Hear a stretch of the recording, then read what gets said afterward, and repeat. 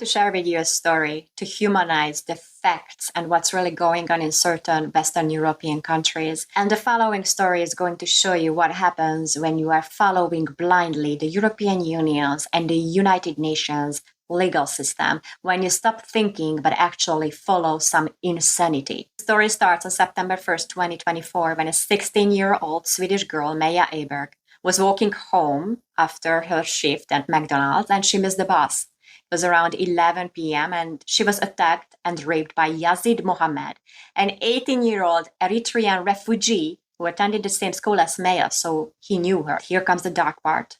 Mohammed was initially actually set free. They said there were lack of evidence. Then the prosecutor appealed, and on October 21st, 2025, the Upper Norland Court of Appeal convicted him of a rape.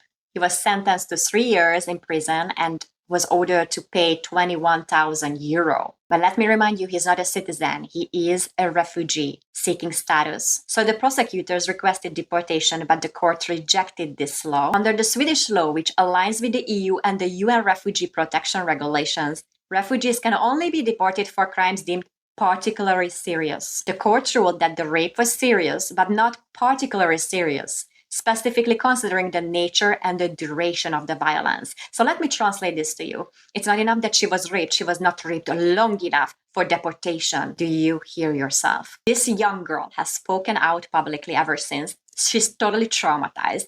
She keeps on saying that she was destroyed. She has this gut feeling of sickness and she has nightmares. She's avoiding walking alone. She's unable to attend school for nearly a year. And yet the court decision says the following, and I am going to read it so that you have the facts. They say rape in many cases qualifies as a particularly serious crime that could lead to refugees' deportation, but an assessment must be made considering all circumstances of individual case.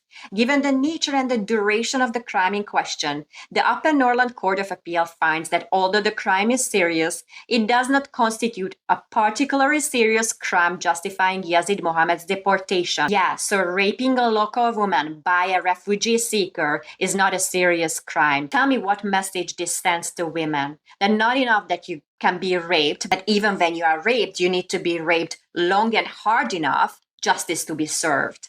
Really, if this is the European Union's and the United Nations' basic legal system for human rights, then I'm sorry, but the women's human rights are completely missing.